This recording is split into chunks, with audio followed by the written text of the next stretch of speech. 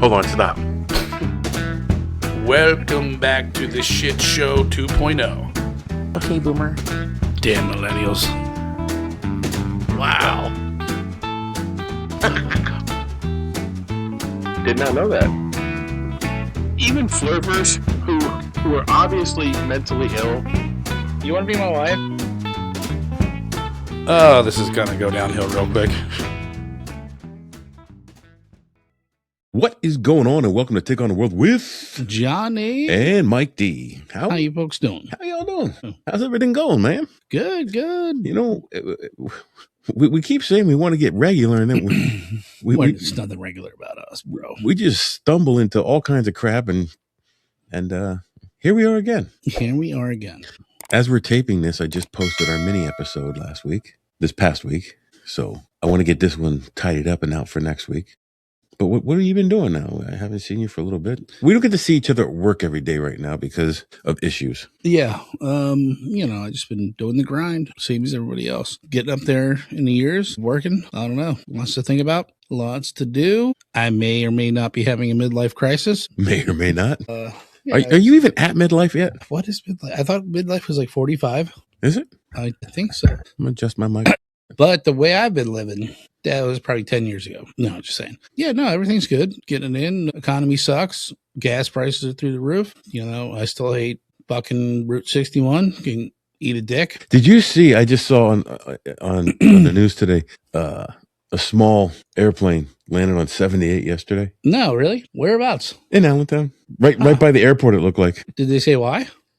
Well, obviously it had some malfunctions or something. Yeah, I don't know why. It was on its way to Indiana. Oh, that's crazy. Anyway, that's fun shit right there. Imagine being on that flight or any flight that was like, oh, well, we have some technical difficulties. We're going to land in the ocean. What? So I 2 weeks ago was down in Virginia. Or was it longer than that? It was longer than that. Yeah, that was like 3-4 weeks ago. Okay, 4 weeks ago I was down in Virginia. I hosted my very first... A white supremacist party? No, hosted my very first movie with Barrel Age Flicks. I'm on the Barrel Age Flicks podcast, and it's a panel, and each member gets to host a show. I hosted my very first one as a full member of the panel. That's awesome. I'm very proud of it.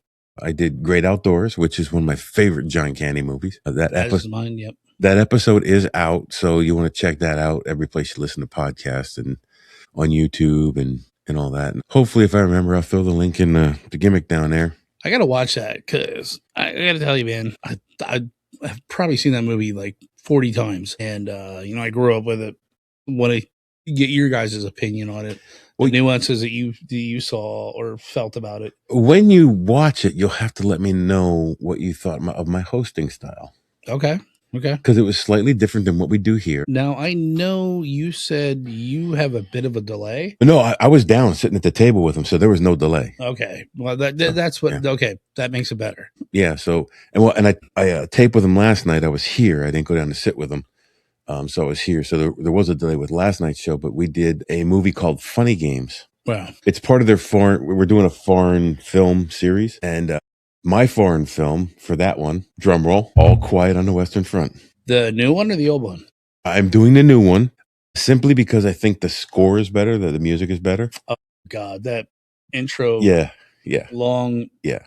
Yeah. So if you don't know, go know because it's fucking awesome. But be ready to read subtitles because it's in German. Yeah. I mean, it's listen, I don't like subtitles because I'm a slow reader and the screen will flash before I'm done reading the thing and it pisses me off. But that one is not, it's very easy to read the subtitles, not get lost. That has always been my issue with subtitles is the fact that I'm reading the bottom of the screen and I feel like I'm missing something up top. Yeah, so that too. Subtitle movies, as with most movies, I'll watch them twice. Yeah.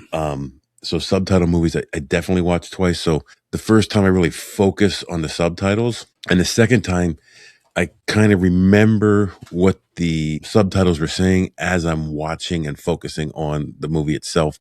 And I'm kind of catching the subtitles in my peripheral. I agree with you 100%. However, for Funny Games, I ended up watching the 2007 redo of the movie. So the original movie is 1997. And that was an Austrian movie. So they were speaking German. However, the stream I got from HBO Max, all I got was a little bit of sound and a black screen. So I couldn't watch the movie. So I ended up getting the 2007 American version. However, Haneke, who was the director, shot the American version scene for scene, shot for shot. He changed nothing except for the actors and maybe some of the camera angles. Okay. So it was a scene for scene, shot for shots. As we're talking about the 97 movie, the 2007 movie actually fit, except when you're talking about the actors' expressions and whatnot, because everybody acts differently. It seemed like they were both on the same point. Okay, so it's not far off. It's a very artistic movie. If you have a chance, if you have an opportunity, watch it. If you might not like the movie, but there's a very artistic part to it. Like there's an artistic statement to it. So anyway, but yeah, we did that last night, so that should be coming out soon. And like I said, check out Barrel Age Flicks because I'm on that and it's cool. Anyway, what else going on, bro? Let's see. I went down with Rob down in West Virginia, saw Sebastian Bach. How was that? It was good. It was good. Yeah. We had a good, the venue was freaking awesome. It's like an old Roxy Theater. It took all the seats out, so the floor was slanted towards the stage a little bit. Okay. So even if you were a little bit shorter than the person in front of you, you could still see over top of them. Except for the lady who was standing behind me. I felt so bad for her. She was like tiny. And that was it. That was the same with the Guar show. It's like that one small chick, and she's rocking out. Like, you can't even see anything. You were like, you might as well be crawling on the floor at this point. And I felt bad for her because she almost got knocked down like 10 times, and I had to like help her back up. So speaking of the Guar show, I'm going to throw up 2 pictures here.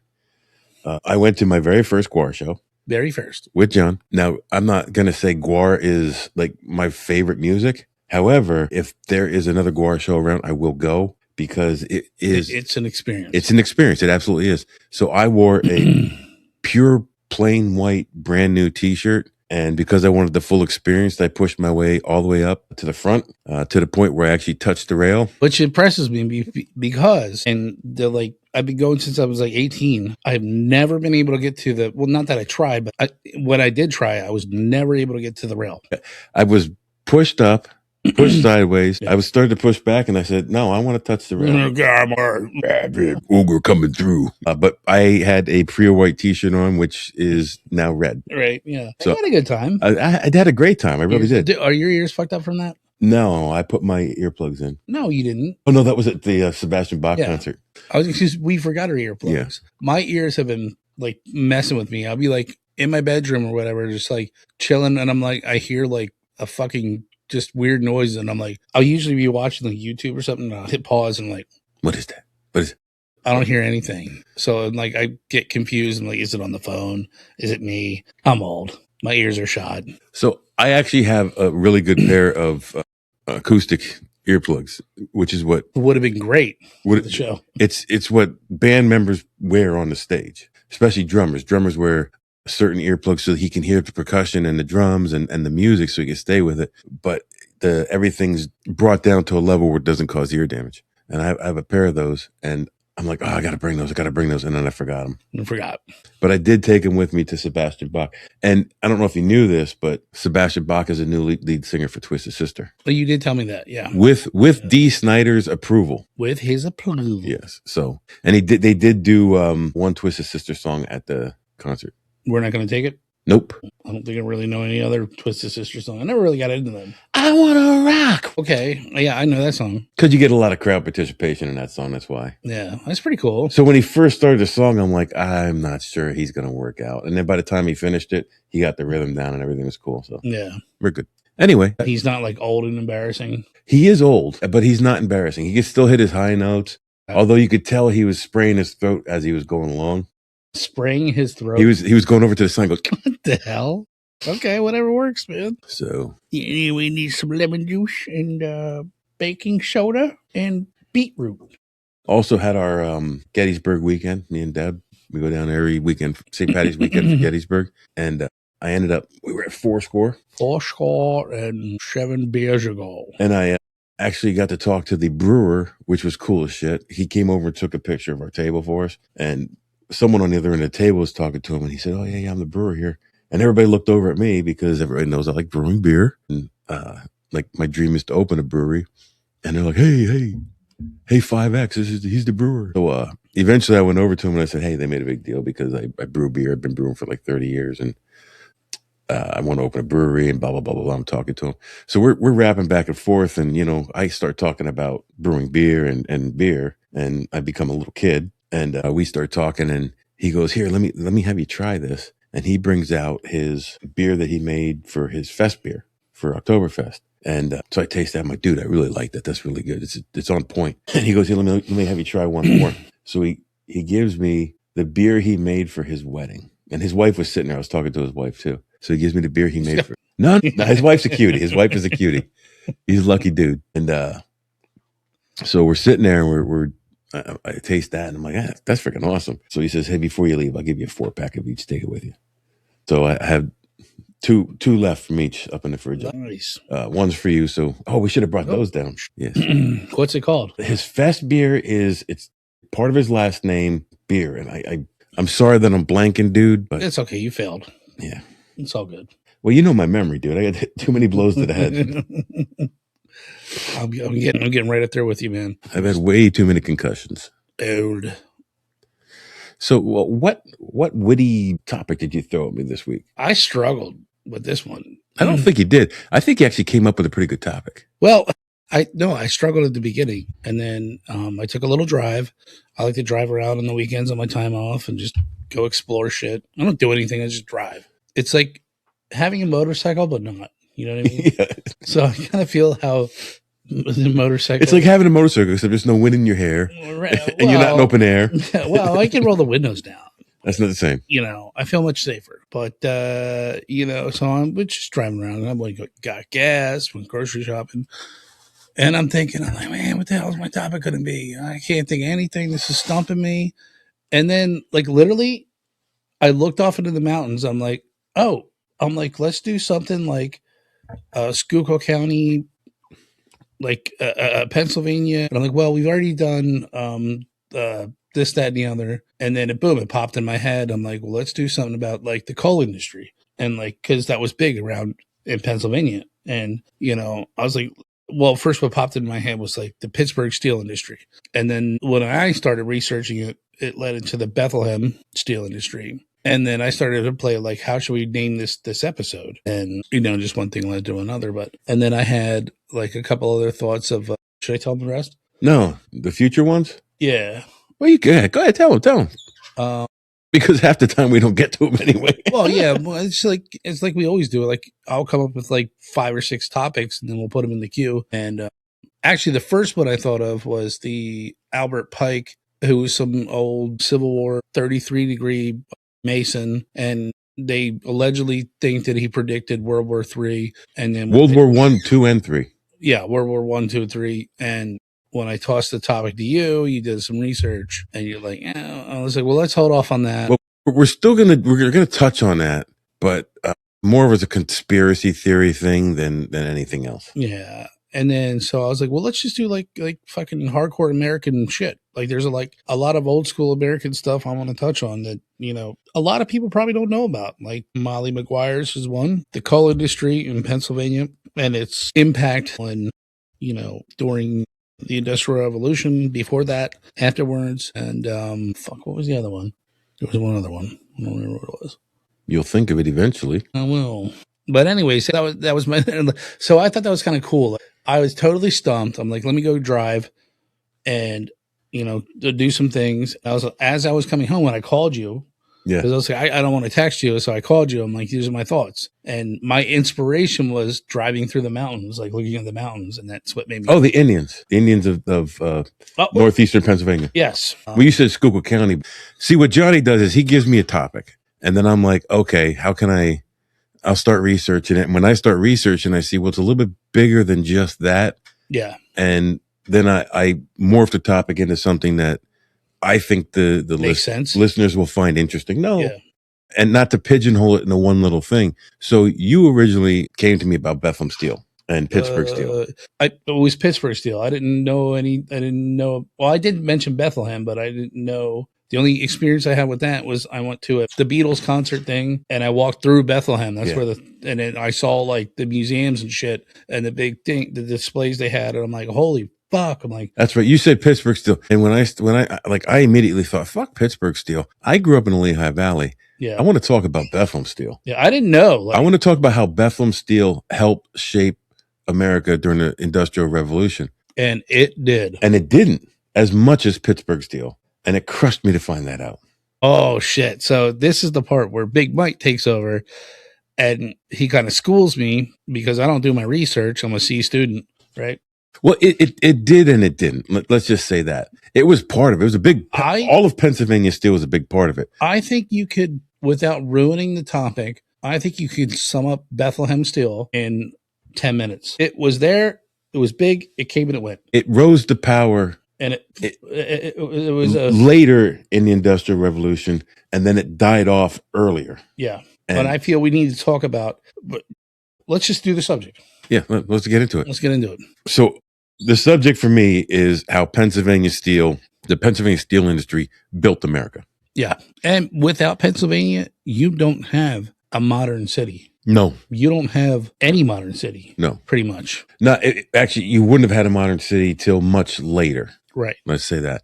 Well, you wouldn't have had a whole lot of stuff till much later because when we get to the end, because we're from Pennsylvania, so we circle a lot of things around Pennsylvania. There's a lot of firsts in the industrial advancement of the United States that happened in Pennsylvania. Absolutely. And we're going to touch on some of those things at the very end. Why we were the fucking Keystone State. But Pennsylvania helped build modern America. Like, there's no doubt about it. Yeah, absolutely. Steel was the center of it. But Pittsburgh became like a symbol of steel power, while Bethlehem steel became a giant and rose later than the other one and declined faster. So why Pennsylvania steel mattered so much and why it was so easy to produce Pennsylvania steel in Pennsylvania is because you had a couple things that were really going for it.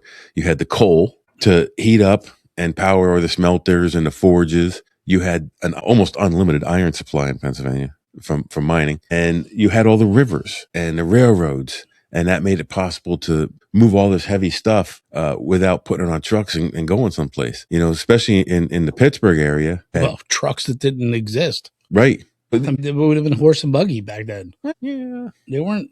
Yeah, but they made heavy buggies. Yeah, but you know what I mean? Like, it would have never happened. But the canal system in Pennsylvania was huge. Yeah. Like every place you went, they had a canal. And so moving this stuff was a lot easier in Pennsylvania. So, so that combination made large scale steel production and other industrial production a lot easier and cheaper than other places that lacked some of those ingredients. Like, you could go to other places and they might have the coal, but they didn't have the rivers or they didn't have the iron supply like we do. So they had to bring that in, which make the steel production cost more. So that became a huge, huge thing in why Pennsylvania became a huge part of the steel boom. So you had mentioned Carnegie, right? Or what was the other one you mentioned? Fuck. J.P. Morgan. No. Yes. Oh, wait. No, it was something else with a C. Don't make me pull up the text message. You might have to. Why can't you remember shit, dude? Damn it. Like father, like son. Why don't you go over some of the next part while I'm looking that up? If you want to understand why Pittsburgh became the heart of America's steel industry, you have to go back to the Carnegie era. In 1875, Andrew Carnegie's steel operations took a major leap forward with opening the J. Edgar Thompson Steelworks in Braddock, just outside of Pittsburgh. Now, I've never been to Pittsburgh. I have. I really want to go. Love Pittsburgh. It's just something that I have to do. And not only the food, whatever, I have to see Pittsburgh. By 1889, various mills were brought together under the Carnegie Steel Company. From there, the scale only grew. In other words, the story of Pittsburgh steel really begins in Carnegie's expansion in the 1870s when the city started transforming it into the steel capital of America. See, now I knew Pittsburgh had an initial deal with this, but when I researched this, everything brought me to the Bethlehem Steel Company, which I knew like there was more to it than this. Yeah, so Carnegie Steel in 89. So this goes way back. 1901, Carnegie Steel was sold, and it was folded into what now is U.S. Steel. But it was folded into another company, and U.S. Steel, I don't think, took over till a little bit after that. I had the years, and I condensed it because do the years really matter? I mean, yeah, if you're like really want to get into it. But yeah, I think they're somewhat significant for sure. So what is U.S. Steel now started in 1875 when they opened the J. Edgar Thompson Steelworks. Okay, so keep that in mind. Okay. Bethlehem Steel's roots go back to 1857 to Sakona Iron Company, which was formed in South Bethlehem. Now, what you had sent me was Cornwall Furnace. That's it. That's what it was. So I don't have anything on Cornwall Furnace in here if you want to go into that. I can touch on it very slightly. I think that the Cornwall Furnace, which is local here, it's in Berks County, or it's within an hour drive of here. Super cool place to go. I've been there before. They made cannons for the, what would it be, Civil War? Revolutionary War, maybe. Revolutionary War. But I think just their stuff got old. Technology went better. And the lady who wound up inheriting that place ended up selling it to somebody who was dealt with Bethlehem Steel. So somehow, don't quote me on that. I know it should be like, we should have better information on that, but I didn't prepare for it. But somehow they are linked together. Understood. If you get what I'm saying. So I wish I had made that connection because that's interesting to me because it's really it's like a lag grab pretty much. It's like the eastern part of the state and the western part of the state both had their separate conglomerations into the steel industry. I think what happened was the Cornwall Furnace basically took all the stuff, all the ore out of the ground. And it couldn't be a furnace anymore. Okay. Makes sense. So Kona Iron Company later became Bethlehem Iron Company in 1861. So this is still prior to the J. Edgar Thompson Steelworks, but it was much smaller. Bethlehem Steel Company was formed in 1899. The modern Bethlehem Steel Corporation dates in 1904. I mean, if you get a chance, our viewers, just Google this thing and look how massive it is. To walk next to it, to say the least, is so impressive. And some of the buildings are already taken down. Some of the buildings were already demolished. Really? Yes. I mean, the buildings that are still standing there are massive, and you just think like it's just so impressive to me, anyways. So a little understanding on why this is set up this way. When I do my research, I'll do research, and then I'll go to an AI, and I'll ask the AI questions from stuff I found in my research. And when I started doing my research, all it was saying was Pittsburgh Steel, Western Pennsylvania, Pittsburgh Steel. And I went to the AI, and I'm like, why is Bethlehem Steel less important in the Industrial Revolution than Pittsburgh? And the answer from AI was, say Bethlehem was not less important in absolute terms, but less central in the historic rise of U.S. Steel. Well, is that U.S. Steel the company or U.S. Steel? Because it had nothing. I wasn't talking about U.S. Steel the company, but the steel in the way they wrote U.S. Steel is a lowercase s, so I don't think they're talking about the company. And they said it peaked later than Pittsburgh and faced tougher industrial environment, and that's true because you had a lot of it was basically right in the city of Bethlehem. Yeah, it had older plants and rising labor costs, foreign competition, many mills as a reason for its decline. There was a ton of small steel mills around the Bethlehem, Easton, northern New Jersey. But that came after its peak. So at its peak, all these other mills started opening. Right. Because look, there's money to be made in steel. So, absolutely. Yeah.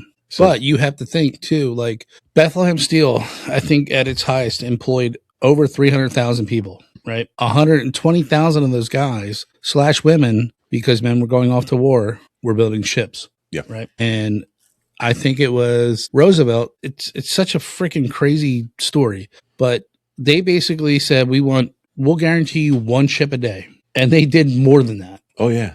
It was one ship a day. Yeah, that was crazy. But I mean, I don't want to jump ahead because that's what I do. Well, then don't. Well, I don't know where you're going. I don't know where you're talking about going. Jump ahead. Go ahead. I'm used to it. No, we'll just go. Now I'll fill in when I need to. So they say that Pittsburgh and Bethlehem were two cities as different chapters of the same story. So what did Pittsburgh, what was it making steel? I know what it was making steel for, but what was some of the biggest things produced from Pittsburgh steel? Well, back in the early days, the first T-rail came off the line of a Pittsburgh steel mill, the T-rail for the railroad. Okay. That's huge. That's the first in America. That's huge. Yeah. That's pretty much making America, you can distribute things from coast to coast. Yeah. Or wherever you need to go. What else they were making? I don't know if they were just making structural steel, if they're making steel plating. I don't know. I didn't go that deep into it because I wanted these episodes to be manageable. Right. Yeah, that makes sense.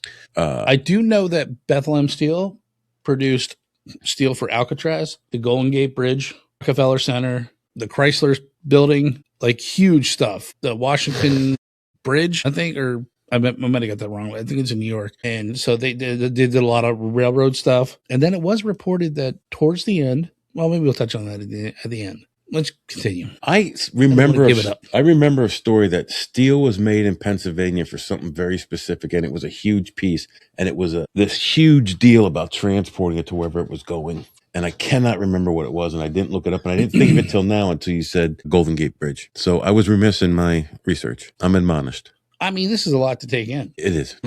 Starting to talk about the decline now of the steel industry in Pennsylvania. Which is crazy because there should be no decline. There was still using steel, right? Yeah, but there were several big factors to it.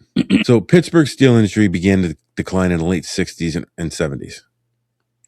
This is right around the same time as Bethlehem Steel. They're having all their problems with labor laws, unsafe working conditions. Well, it was not. That was a small part of it. You had a huge recession in the early 80s coming up. You had a lot of foreign steel coming in. It was cheaper. It was much cheaper. It was cheap. When you think of this, like they started to unionize in the Bethlehem Steel Company. It wasn't the union's fault. The unions. That's what I wanted to. That's what I was asking you upstairs. The unions played a part in it, absolutely. But it was like less of it was because of the unions. Was it management? Most of it was economic. So the economic turmoil of the recessions that hit it, and the fact that they were bringing in foreign steel at such a low cost. Now, some can blame the unions for making the steel cost more by higher wages and whatnot, but you got to live. Right. I feel like steel workers are not doing an easy job. No. But if you look at it like, okay, our guys want this much an hour. They want pensions. They want overtime. They want this, that, and the other. That costs this much. Or we can buy it from an outsourced company for nothing. Here's the thing. And this is going to go through the history of time. You'll never get around this. You can never produce a product in the United States and pay someone a wage that they deserve. Just say $20 an hour. When you can get the same product made in another country where they're paying their workers $20 a month. Right. Yeah. So that's where I wanted to ask you. Do you think it was the workers? Because that's the one thing that they argue was that workers blame management blame workers is why they went out of business. Some of my research, like I said, some of my research comes from AI. I ask it a question, it gives me an answer. I do some research, and one of the questions I asked was, were unions at fault for the decline of the steel industry? And that answer is coming up. Well, let's read it. So the collapse was more visible in the early 80s, with the recession. By then, the city was hit with layoffs, shutdowns, rising pressure from foreign steel, newer mini mills, which were paying their workers less because the overhead was less. The changing economy. The major turning point came in 1977 when the first huge. So you weren't around then. I was 7 years old. So Did I know 100% of what was going on? No. But I do remember this time when all this crap was happening, especially in Bethlehem and the Lehigh Valley, because it hurt the entire economy of the Lehigh Valley. Dude, you think of whole entire town relied on that company. It was Bethlehem Steel and it was Mack Trucks in the Lehigh Valley. Yeah. And when it was manufacturing in the Lehigh Valley, and when Bethlehem Steel started to go under, It went from manufacturing, and they recovered very slowly to a service economy. So, you had more people working service jobs, and that's how they were making a living. But all these men who worked at these plants were shit out of luck. Like, you have a skill in a steel plant that doesn't translate to working a service job. No. So all these guys are probably pushing brooms someplace or to make ends meet for their family, and you're not making what they were making back then. Pushing a broom someplace, it's just not going to happen, and it's hard. You watch movies like The Green Mile and Shawshank Redemption. Our profession was the only recession-proof job or depression-proof job. They upped it then, Yeah. Sadly to say. A lot of people that worked in jails back then were politically connected, and that's why you had so much abuse and whatnot in those, because they didn't care. They weren't going to get fired. They had daddy's golfing buddy to protect them. Right. You know what I mean? Yeah. Man, it's just so crazy to think, like, listen, like, this is how what am I trying to say? Everything is connected. And maybe I'm going on a limb here, but I was thinking today, I read somewhere where there was a lot of insider trading after the Iran war. The first day of it, somebody made like $50 billion. And it's like everything feeds off of one thing or the other, Like this company goes sour. This company feeds off of it. Everything's connected. You know what I'm saying? Yeah. By the middle of the decade, most of the biggest mills were shutting down for good in Pittsburgh. Pittsburgh had been the steel capital of America, really. And that's crazy. Like everything I read, like it doesn't even bring up Pittsburgh. And I knew off the bat that Pittsburgh was like number one. And most of everything I read didn't even touch on Bethlehem. I had to push, I had to do research and then push the AI to give me answers about Bethlehem. Right. So, I mean, like Pittsburgh is literally named Steel City. Yeah. Well, U.S. Steel is based out of Pittsburgh. Yeah, right. It could not fully escape the forces that brought old industrial age to an end. Plus, they weren't upgrading their plants. They weren't bringing them into it was the next old century. Technology, it was unsafe. Very old technology.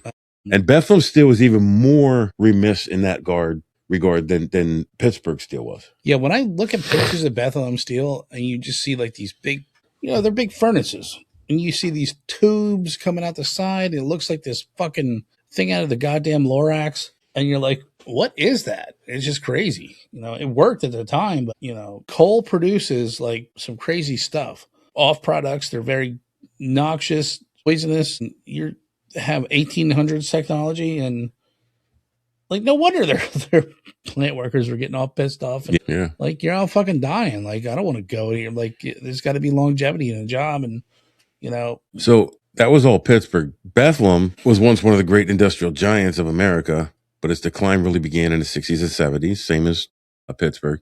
But then the company was struggling to keep up with cheaper foreign steel, rising labor costs, pension costs, rise of smaller, more efficient mini mills.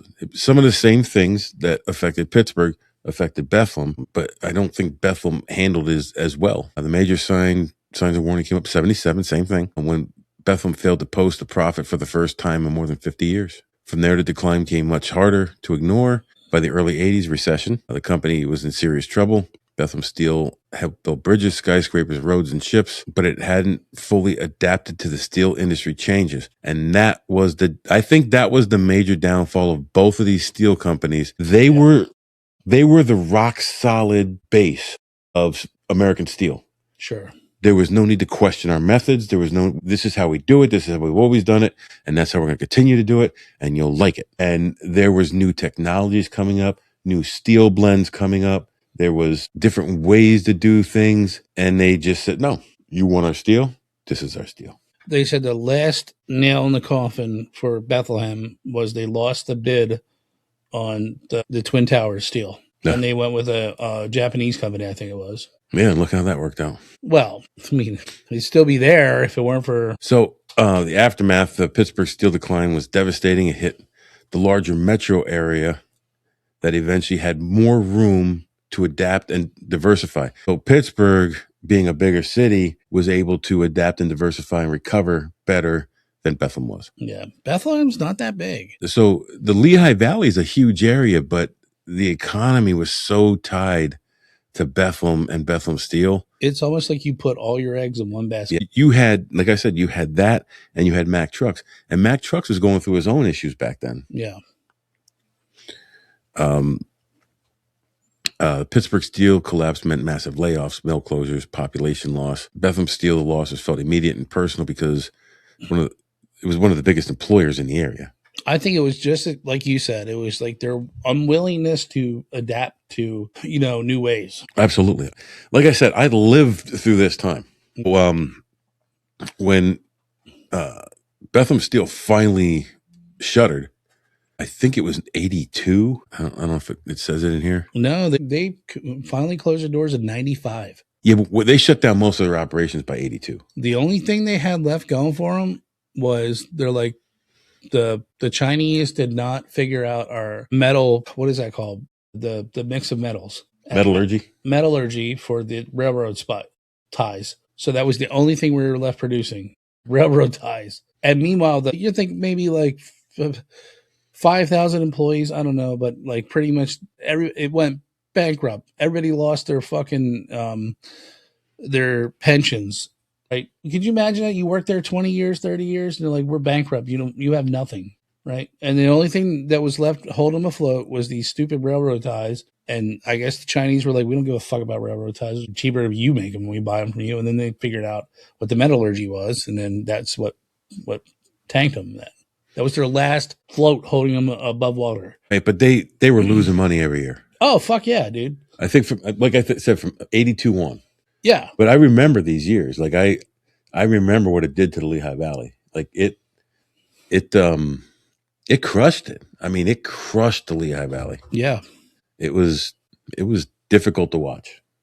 But I mean, you think at the height of it, it had 320,000 employees cranking out ships, for metal for whatever, anything you needed. And then some slick dick came in and was like, we'll do it cheaper, better, faster. So here's where I asked AI the question. What caused the shutdown? Was it unions or was it other forces? And AI responded by saying the biggest reason was cheaper foreign steel, stronger global competition, but it was not the only cause. Pennsylvania was also got hurt by outdated plants, management slow to modernize, a recession that reduced demands. The unions were the last thing listed on the list. I mean, if you think about it, the unions, those are the guys busting their balls making the machine work. And honestly, and I don't think back then you're not going to have that lazy union guy that's going to be like, well, I need my 20-minute break. No, we're going to fucking beat your ass up. Like, get on the train, pal.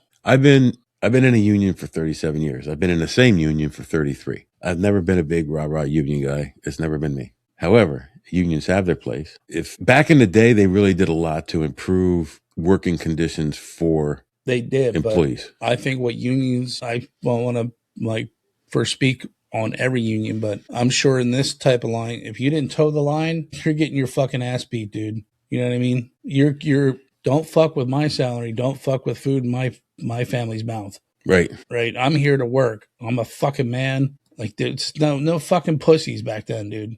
There might have been one or two, but they probably sorted them out real quick. Yeah.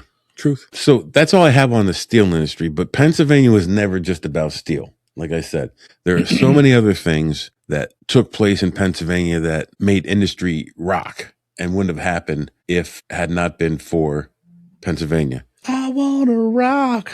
The first cold blast furnace in Pennsylvania. It was in Colebrookdale in Berks County, built in 1720. No shit. The first cable wire suspension bridge in the U.S. near Philadelphia, 1816. Here's the first T-rail rolled off in the U.S. It was in Danville, Pennsylvania, 1845. The first successful oil well in the world, was in Titusville, Pennsylvania, 1856 or 1859. We talked about that in our Vaseline episode. Yes. The first mill in the U.S. dedicated exclusively to making steel was Steelton plant near Harrisburg, Pennsylvania, 1866. First commercially produced aluminum, listed among Pennsylvania's industrial first. Doesn't say where. First production of rayon. First steel mill with an electric machine. was in Pennsylvania, and the first installation of ball bearings. Right here in old Pennsylvania. And the quote here is, if Pennsylvania forged the steel age, Bethlehem shows what happens when age begins to fade. So where does that leave us now? It leaves us with a very changed state.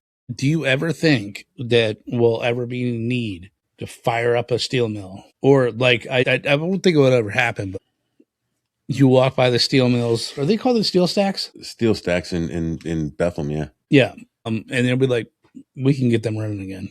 I don't think you're getting them running again. You're going to have to build all new mills. Yeah.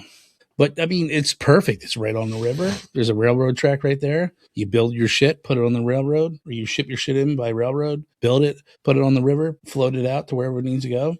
Worldwide fucking. You ain't floating shit in that river anymore. That whole river would have to be dredged again. I don't think it's that bad. It's not that deep anymore. Yeah, don't make it that deep. Not without a 7-year freaking environmental study. And that's the thing. These other countries, they don't care. They just do the shit, and whatever comes, be damned. That could have been another thing that we didn't, that this doesn't touch on, is environmental changes, you know? And I'm not saying that's always a bad thing, but sometimes it gets in the way. Yeah. I mean, you think they just dumped all the fucking clinkers in the river, or did whatever with them? I don't know what they did with them. I'm sure they went somewhere. And then some hippie would be like, oh my God, it's killing some river otter. It's killing some salamander in the river. It's killing the purple-nosed salamander. I've never seen one. I don't even know if they're still here, but it's killing them. Yeah. So that's that for this. And that brings us to the end of another episode of Take on the World. Hell yeah, man. This one was fun. And now you go take on the world and listen to some heavy metal while you're doing it. Hold on, stop. Welcome back to the Shit Show 2.0. Okay, Boomer. Damn millennials. Wow. Did not know that. Even flirters who are obviously mentally ill. You want to be my wife? Oh, this is going to go downhill real quick.